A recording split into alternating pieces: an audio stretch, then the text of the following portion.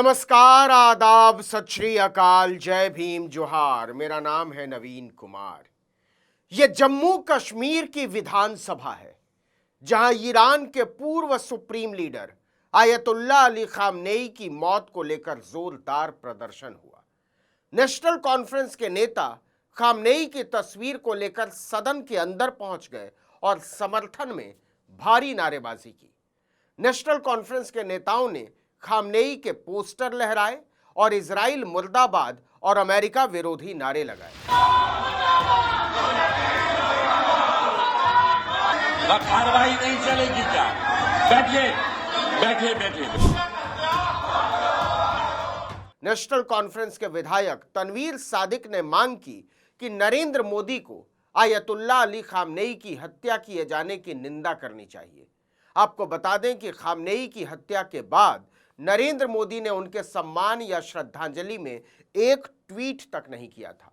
इसके एक हफ्ते बाद विदेश सचिव ने नई दिल्ली के ईरान दूतावास जाकर बस रजिस्टर पर साइन कर दिए थे।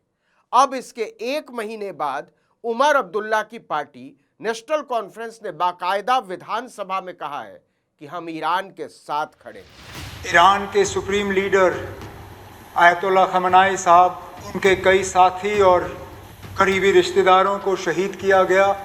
उसकी जितनी भी मजम्मत की जाए कम होगी। पार्टी के विधायक सादिक तनवीर ने कहा कि हमारी पार्टी और जम्मू कश्मीर की सरकार ईरान के साथ खड़ी है। जैसे मुख्यमंत्री उमर अब्दुल्ला ने पिछली बार सिविल सोसाइटी में आयतुल्लाह अली खामनेई की हत्या की निंदा की थी, वैसे ही आज हम सब यहां विधानसभा में खड़े हैं।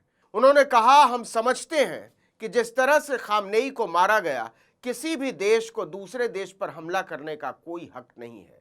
मुझे लगता है कि देश की टॉप लीडरशिप को, यानी भारत के प्रधानमंत्री नरेंद्र मोदी को निंदा करनी चाहिए।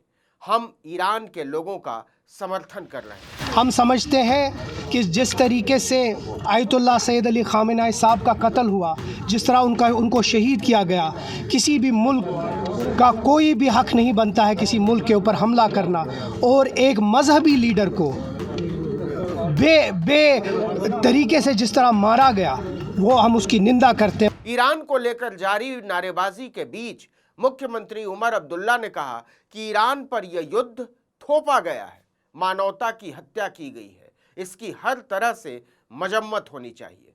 आपको बता दें कि कश्मीर के आम लोगों ने ईरान के लोगों की मदद के लिए लगभग 18 करोड़ रुपए का चंदा भी जुटाया है। ईरानी दूतावास ने इसके लिए बाकायदा शुक्रिया भी अदा किया था। इससे देश की सुरक्षा एजेंसियां अलर्ट हो गई हैं। आशंका है कि इन पैसों का इस्तेमाल आतंकी फंडिंग में किया जा सकता है। कहा जा रहा है कि 18 करोड़ में से 85% राशि शिया समुदाय ने दान की है। कश्मीर का बडगाम शिया बहुल इलाका है। अकेले बडगाम से ही लगभग 9.5 करोड़ रुपए जुटाए गए थे। ये अभियान जकात और सदका के जरिए चलाया जा रहा है और इसका मकसद मौजूदा संघर्ष से प्रभावित ईरानी जनता की मदद करना है। बड़ी संख्या में कश्मीर की महिलाओं ने सोने चांदी के जेवरात भी ईरानी लोगों की मदद के लिए दान कर दिए। इसके बाद भारत में ईरानी दूतावास ने सीधे पैसे ट्रांसफर करने के लिए स्टेट बैंक ऑफ इंडिया में एक विशेष खाता भी खुलवाया था, जिसमें यूपीआई के जरिए भुगतान की विशेष सुविधा दी गई थी। दूतावास ने इसके बाद एक क्यूआर कोड भी जारी किया था, जिसके जरिए लोग ईरानी जनता की मदद कर सकें। जब चंदा देने वालों की तादाद बहुत ज़्यादा बढ़ने लगी तो प्रशासन ने लोगों को सलाह दी कि वो सीधे दूतावास के आधिकारिक माध्यमों से ही पैसा भेजें, ताकि जवाबदेही सुनिश्चित हो सके, क्योंकि चैरिटी के नाम पर जुटाए गए फंड के दुरुपयोग के कई मामले सामने आ चुके हैं।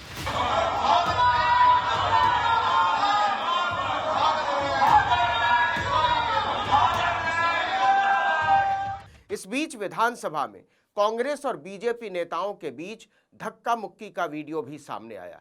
हालांकि यह विवाद ईरान को लेकर नहीं, बल्कि राहुल गांधी पर भाजपा नेताओं की टिप्पणी से खड़ा हुआ। कांग्रेस विधायक इरफान हाफिज पीएम नरेंद्र मोदी के खिलाफ नारे लगा रहे थे। जवाब में भाजपा विधायक युद्धवीर सेठी ने कहा कि राहुल गांधी पप्पू है। इसके बाद दोनों नेताओं में हाथापाई होने लगी।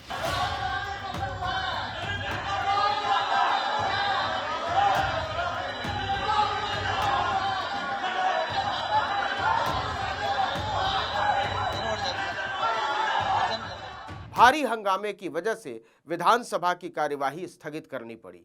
जम्मू कश्मीर की विधानसभा में इस भारी हंगामे के बीच आपको याद दिला दें कि 11 मार्च को जम्मू में एक शादी समारोह के दौरान पूर्व मुख्यमंत्री फारूक अब्दुल्ला को एक कट्टरपंथी हिंदू ने जान से मारने की कोशिश की थी। इस घटना का सीसीटीवी फुटेज भी सामने आया था, जिसमें आरोपी कमल सिंह जामवाल को पीछे से आकर अपने लाइसेंसी हथियार से हमला करने की कोशिश करते हुए देखा जा सकता है। हालांकि मौके पर मौजूद सुरक्षा व्यवस्था और सतर्कता के कारण एक बड़ी घटना टल गई थी। गोली चलने से पहले ही फारूक अब्दुल्ला के सुरक्षा घेरे में चल रहे लोगों ने उसे धकेल दिया, जिससे उसका निशाना चूक गया। उसकी पहचान 63 साल के कमल सिंह जमवाल के रूप में हुई थी। वो जम्मू के पुरानी मंडी इलाके का रहने वाला है। जम्मू के ओल्ड सिटी इलाके में कमल की कई दुकानें हैं, जिसके किराए से वो अपनी जिंदगी का खर्चा चलाता है। पूछताछ के दौरान कमल सिंह जमवाल ने स्वीकार किया था कि वो पिछले लगभग 20 साल से फारूक अब्दुल्ला को जान से मारने की मंशा रखता है। मैं 20 साल से फारूक अब्दुल्ला को मारना चाहता था। किसको? फारूक अब्दुल्ला को। फारूक अब्दुल्ला? हाँ जी। क्यों? मारना चाहता था। आज मौका मिला, मारने लगा, लेकिन हम नहीं मरे, बच गए। मारना नहीं चाहते थे? मेरा अपना मकसद है। वेपन कहाँ से लाया आपने? मेरा अपना, आपके मेरा पर्सनल वेपन है। इशू है आपको? हाँ बिल्कुल ऐसे इशू है। मेरे 16 साल इनकम कोई भी नहीं है। मेरी दुकानें हैं 2-3। एक कपड़े की दुकानें हैं, उसका मैं किराया आता है वही। इन सब के बीच जम्मू कश्मीर की विधानसभा में खामनेई को लेकर नारे लगे हैं, ईरान के साथ खड़े होने की बात की गई है, अमेरिका के विरोध में नारेबाजी हुई है। देखना होगा कि इसका क्या राजनीतिक असर होता है और भाजपा इस पर किस तरह की प्रतिक्रिया देती है।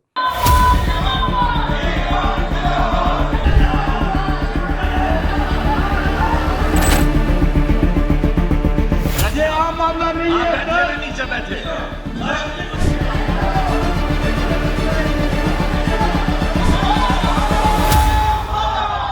इस वीडियो में इतना ही, लेकिन अगर आपने आर्टिकल 19 इंडिया को अब तक सब्सक्राइब नहीं किया है तो फौरन कर लीजिए, बेल आइकॉन दबाइए, घंटी जैसी आकृति लाइक कीजिए और कमेंट करके बताइए हमारा वीडियो आपको कैसा लगा।